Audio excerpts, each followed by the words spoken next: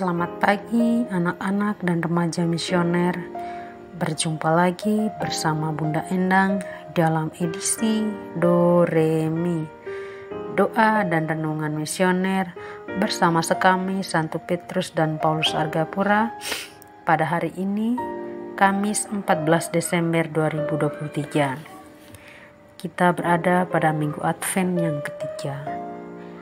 Bacaan yang akan kita renungkan hari ini diambil dari Injil Matius pasal 11 ayat 11 sampai 15. Mari sebelum kita mendengarkan dan merenungkan firman Tuhan, kita berdoa dulu. Dalam nama Bapa dan Putra dan Roh Kudus, amin. Tuhan Yesus, selamat pagi. Terima kasih untuk segala cinta kasih-Mu yang Engkau limpahkan kepada kami, untuk segala berkat, untuk segala perlindungan, untuk segala kasih sayang yang Engkau limpahkan kepada kami hingga saat ini. Tuhan Yesus, sekarang kami mau mendengarkan dan merenungkan firman-Mu. Kami mohon bukalah mata hati kami agar kami dapat menerima dengan lembut sabda-Mu. Nama-Mu kami puji hari ini, esok, dan sepanjang masa. Amin. Dalam nama Bapa dan Putra dan Roh Kudus. Amin.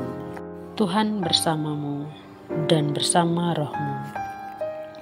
Inilah Injil suci menurut Matius. Dimuliakanlah Tuhan. Pasal 11 ayat 11 sampai 15. Aku berkata kepadamu, sesungguhnya di antara mereka yang dilahirkan oleh perempuan tidak pernah tampil seorang yang lebih besar daripada Yohanes Pembaptis. Namun yang terkecil dalam kerajaan surga lebih besar daripadanya. Sejak tampilnya Yohanes Pembaptis hingga sekarang, kerajaan surga diserong dan orang yang menyerongnya mencoba menguasainya. Sebab semua nabi dan kitab Taurat bernubuat hingga tampilnya Yohanes. Dan jika kamu mau menerimanya, ialah Elia yang akan datang itu. Siapa bertelinga, hendaklah ia mendengar. Demikianlah sabda Tuhan. Terpujilah Kristus. Anak-anak dan remaja misioner yang terkasih, hari ini Gereja Katolik merayakan pesta Santo Yohanes dari Salib. Yohanes dari Salib lahir di Spanyol pada tahun 1542 dari keluarga miskin. Ia menjadi pelayan di rumah sakit Medina. Pada usia 21 tahun, ia diterima sebagai anggota awam biara Karmelit. Di situ ia menata hidup rohaninya dengan tekun berdoa dan bermati raga. Pemimpin biara Karmelit itu kagum dengan cara hidupnya yang saleh itu. Ia juga tahu bahwa Yohanes sangat pandai. Oleh sebab itu, ia segera menyekolahkan Yohanes di Universitas Salamanca, Spanyol. Setelah menyelesaikan studinya, Yohanes kemudian ditabiskan menjadi imam pada tahun 1567 dalam usia 25 tahun. Ia bersahabat baik dengan Santa Teresia Avila yang tertarik pada cara hidup dan usahanya membaharui Ordo Karmelit. Yohanes diangkat menjadi prior pertama dari susteran Karmelit itu dan mengambil nama resmi Yohanes dari Salib. Tetapi beberapa kawan biaranya tidak suka akan tindakannya. Ia dikenakan hukuman dan dimasukkan dalam sel biara. Yohanes menerima perlakuan yang semena-mena dari rekan-rekan seordo. Setelah 9 bulan meringkuk di dalam tahanan biara, Yohanes kemudian melarikan diri dari biaranya.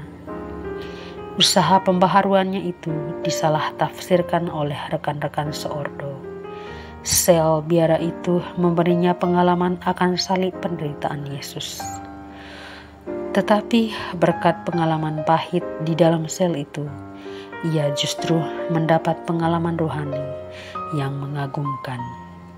Ia mengalami banyak peristiwa mistik, mampu mengubah kidung-kidung rohani. Ia sering mengalami ekstase dan semakin memahami secara sungguh mendalam teologi dan ajaran-ajaran iman Kristen.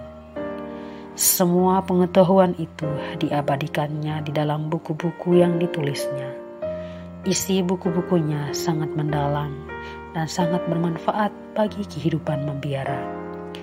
Tekanannya ialah salib penuntun kepada kebangkitan dan penyangkalan diri. Walaupun mengalami berbagai kesulitan dari rekan seordonya, namun ia tetap bergembira karena persatuannya yang erat dengan Tuhan.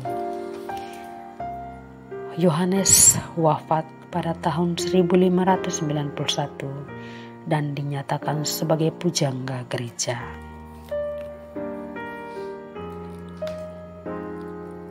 Dalam bacaan Injil hari ini, Yesus yang adalah Tuhan, Dia memperkenalkan Yohanes kepada mereka yang pada saat itu mendengarkannya. Dia mengatakan bahwa di antara mereka yang dilahirkan oleh perempuan tidak pernah tampil seorang yang lebih besar daripada Yohanes Pembaptis. Namun yang terkecil dalam kerajaan surga lebih besar daripadanya. Dari perkataan Yesus, Dia membuat perbandingan antara para nabi sebelumnya dengan Yohanes Pembaptis.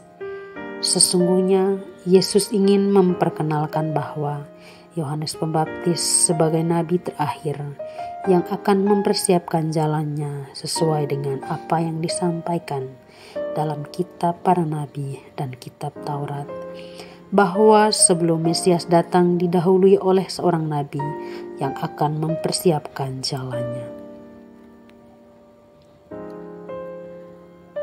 Yohanes Pembaptis adalah alat atau media yang dipakai Allah untuk mempersiapkan jalan sebelum kelahiran Tuhan Yesus.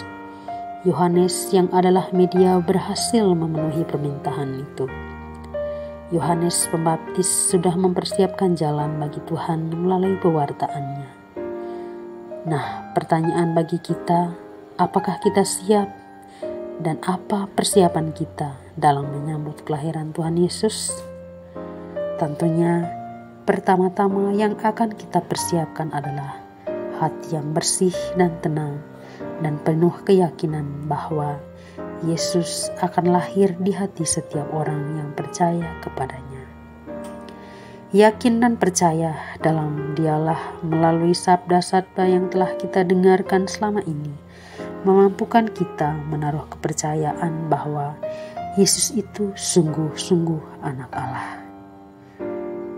Pada saat itu kita akan diberikan pengakuan agar dosa-dosa kita diampuni, agar hati kita bersih. Kita pun pantas dan layak menyambut Yesus dalam palungan hati kita. Semoga demikian. Amin. Doa anak misioner Indonesia. Dalam nama Bapa dan Putra dan Roh Kudus. Amin. Tuhan Yesus, Engkau diutus Bapa menjadi berkat bagi dunia, menjadi selamat bagi manusia. Utuslah kami anak-anak-Mu di Indonesia untuk menjadi sahabat yang kuat bagi yang lemah, sahabat yang rela berkorban bagi yang menderita payah, sahabat penghibur bagi yang sakit dan gelisah. Tuhan Yesus, kami pun ingin menjadi utusan-utusan kecil-Mu, teman setia bagi yang tersingkir terlantarkan, teman bicara bagi yang kesepian terlupakan, sobat yang gembira bagi yang sedih dan susah, sobat penuh penghargaan bagi yang tak dicinta. Tuhan Yesus, utuslah kami kini dengan bantuan Roh Kudus-Mu menjadi garam dan ragi yang baik, menjadi terang dan obor yang cemerlang, membawa kegembiraan dan pengharapan. Tuhan Yesus, kuduskanlah badanku dan sucikanlah jiwaku. Kupersembahkan diriku padamu hari ini. Berkatilah semua anak dimanapun juga. Berkatilah semua orang yang kami jumpai, siapapun juga. Amin. Bapa kami yang ada di surga, dimuliakanlah namamu. Datanglah kerajaan-Mu, jadilah kehendak-Mu di atas bumi seperti di dalam surga. Berilah kami rezeki pada hari ini, dan ampunilah kesalahan kami, seperti kami pun mengampuni yang bersalah kepada kami. Dan janganlah masukkan kami ke dalam pencobaan, tetapi bebaskanlah kami dari yang jahat. Amin. Salam Maria, penuh rahmat, Tuhan sertamu. Terpujilah engkau di antara wanita, dan terpujilah buah tubuhmu Yesus. Santa Maria, Bunda Allah, doakanlah kami yang berdosa ini, sekarang dan waktu kami mati. Amin. Kemuliaan kepada Bapa dan Putra dan Roh Kudus, seperti pada permulaan, sekarang selalu, sepanjang segala abad. Amin. Dalam nama Bapa dan Putra dan Roh Kudus. Amin. Anak-anak dan remaja misioner yang terkasih, sampai di sini dulu perjumpaan kita kali ini. Sampai ketemu lagi di edisi doa dan renungan misioner berikutnya. Selamat pagi, selamat beraktivitas. Tuhan Yesus memberkati kita semua. Amin.